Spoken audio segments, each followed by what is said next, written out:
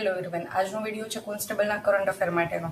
તો હવે આપણે આટલો ટાઈમ બાકી છે એટલે પહેલા તો તમે જે કરંટ અફેર કર્યું હોય ને, મતલબ 1.5 મહિના જેવું છે, તો પહેલા તો જેનું કર્યું છે એનું કન્ટિન્યુ રાખવું. આ એક વસ્તુ છે જે બધા કહેતા હશે, તો એ જ તમારે કરવાનું છે. પહેલા તમે જેનું કર્યું છે એ જ ચાલુ રાખવું, અને જો હજી તમારે બાકી હોય તો હવે કોઈના લેક્ચર ન જોવો પહેલા તો, કેમ કે લેક્ચર તો કેવું, હવે એટલું બધું ટાઈમ નથી કે તમે બધાના લેક્ચર જોશો અને પછી પાછું કરશો એમ.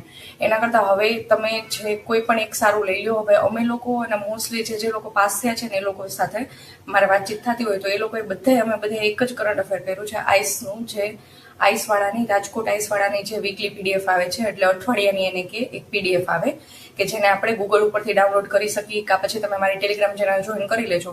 તો મારી ટેલિગ્રામ ચેનલમાં મેં એ મૂકેલું છે એમ.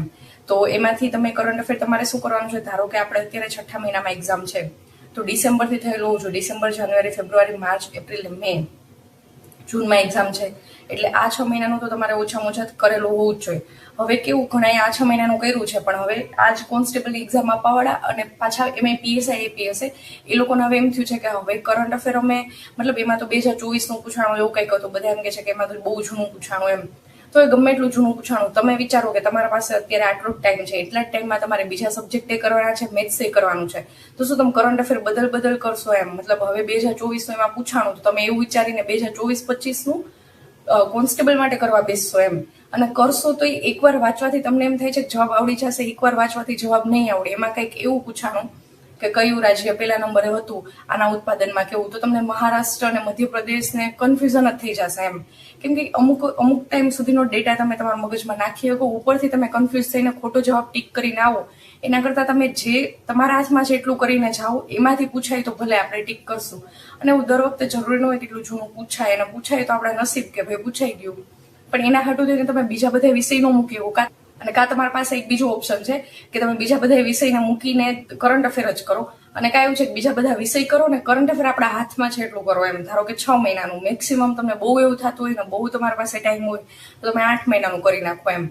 તો આવી રીતના પહેલા તો તમે આઈસનું જે વીકલી પીડીએફ હું અહીં સાઈડમાં બતાવી દઈશ, અને બાકી મારી ટેલિગ્રામ ચેનલમાં મૂકેલી છે. તો તમે 6 મહિનાની આઈસની કરંટ અફેરની પીડીએફ રોજ એક વાંચશો ને લગભગ તોય તમારે પતી જશે એમ. કેમ કે 1 મહિનાની 4 હોય ને, અમુક મહિનામાં 5 પીડીએફ આવે, તો 6 ચોક 24 અને બીજા 5 તમે એક્સ્ટ્રા ગણી લો તો 30 જેવી પીડીએફ હશે અંદાજે એમ. તો 30 પીડીએફ અત્યારે તમારી પાસે 30 દિવસનો ટાઈમ છે. એક પીડીએફ રોજ વાંચો, 50 પેજની હોય છે, 48, 50 કે 56 પેજની હોય છે. અને શાંતિથી વાંચવાનું, પહેલેથી લઈને છેલ્લે સુધી નિરાતે શાંતિથી વાંચો, મગજમાં ફિટ કરો, બીજે દિવસે નવી પીડીએફ વાંચો, અને રવિવારે ટાઈમ મળે તો જૂની બધી પીડીએફ એકવાર જોઈ લ્યો. એટલે કરંટ અફેર આવી રીતના જ કરવું પડે. રિવિઝન કરતા કરશો તો એક્ઝામમાં આવડશે.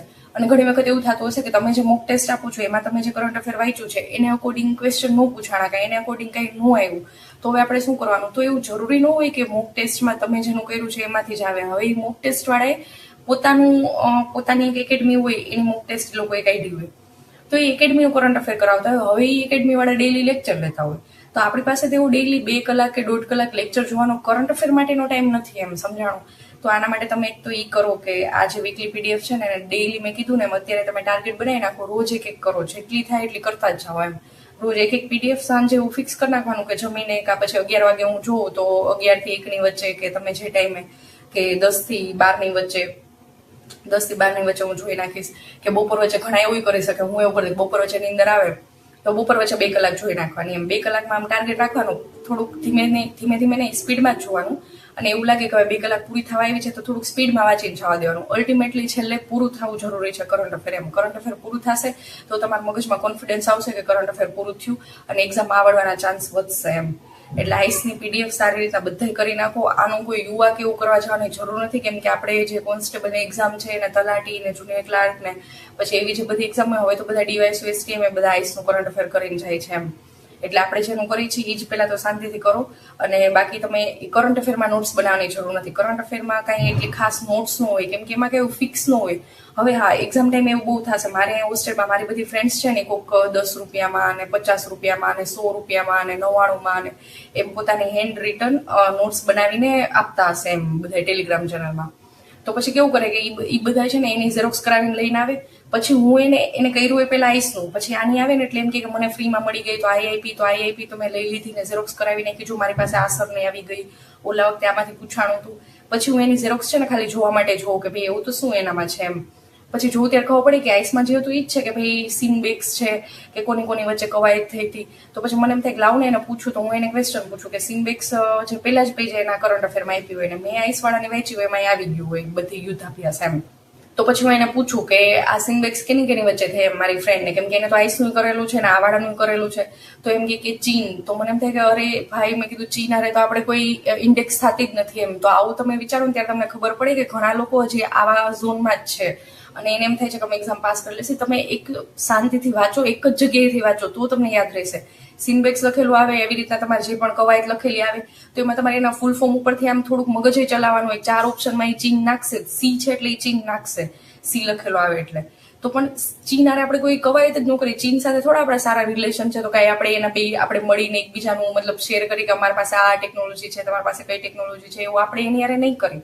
તો પછી બીજું કયું હશે, કંબોડિયા હશે. એવી રીતના તમે જુઓ પ્રોપર કે એવી રીતના આન્સર કરવાના હોય એમ. બધું પછી તમે આમ યાદ રાખીને ગોખીને કરશો તો નહીં થાય. અમુક થોડુંક તમારું લોજિક ચલાવો કે કયા દેશ હારે આપણે શું કરી છીએ, કેમ કરી છીએ, શું છે, એવું થોડુંક વાંચતા હોય ને ત્યારે યાદ કરવાનું. એવું હોય તો થોડું ગૂગલ કરી લેવાનું એમ. એટલે બધા પૂછતા હોય કે કરંટ અફેરને યાદ આવું કરશો તો વધારે યાદ આવવાના ચાન્સ, કે જોવું એ ભેગું ખબર પડી જાય કે અચ્છા આ જ છે, કાંઈ વાંધો નહીં, આ જવાબ આવતો હશે એમ. તો આવી રીતના શાંતિથી કરંટ અફેર કરો. અને આઈસનું કરંટ અફેર વીકલી પીડીએફ રોજ એક ચાલુ કરી દો. આજે વિડીયો બનાવ્યા પછી લગભગ હજી તોય તમારી પાસે 30 દિવસ તો ઓછામાં ઓછા બચશે જ એમ. 40-45 દિવસ જેવો ટાઈમ છે. અને તો તમે શાંતિથી કરંટ અફેર બધું એકવાર કોન્સ્ટેબલ વાળા ખાસ જેને ગમે કર્યું હોય, ન કર્યું હોય, તમે જેનું કર્યું હોય એમાં બધું કવર થઈ જતું હોય તો એ જ કરો. બાકી મારી સલાહ એવી છે કે તમે છે ને આઈસ મેજિકનો કરંટ અફેર એકવાર આઈસની વીકલી પીડીએફ રોજ એક પીડીએફ કરી નાખો, જેથી કરીને એક્ઝામ આવે ને ત્યાં સુધીમાં તમારે પૂરું થઈ જાય. અને સન્ડેના ટાઈમ બચે ને તો એ પીડીએફની જે ઇન્ડેક્સ હોય ને ઇન્ડેક્સ એકવાર વાંચી નાખવાની. બીજી પીડીએફ વાંચતા હોય ને ત્યારે પેલી પીડીએફની ઇન્ડેક્સ વાંચી નાખવાની. ઇન્ડેક્સમાં બધું આવી જશે, મોટું મોટું આવી જશે એમ કે આ વસ્તુ થઈ હતી, આ સમારોહ થયો હતો, આ નરેન્દ્ર મોદીની મુલાકાત આ જગ્યાએ થઈ હતી, તો ઉપર છેલ્લું આવી જાય તો બસ એ રિવિઝન જ થઈ ગયું. અને પછી નવી પીડીએફ પાછી તમે વાંચવા માંડો. બાકી કંઈ તમારે કોન્સ્ટેબલને રિલેટેડ મેં આવી રીતના બધા વિડીયો મોસ્ટલી બનાવી નાખ્યો છે. મેથ્સનો બનાવી નાખ્યો છે, પોલિટીનો બનાવી નાખ્યો છે, કરંટ અફેરનો બનાવી નાખ્યો છે. બીજા તમને કંઈ જે પણ સબ્જેક્ટના વિડીયો માટે જરૂર હોય એની તમે કમેન્ટ કરી દેજો. એટલે જે એક્ઝામની વાર છે ત્યાં હું બનાવી નાખું અને તમારી પાસે જે ટાઈમ છે તો તમે એકવાર જોઈ શકો એમ. Okay, thank you.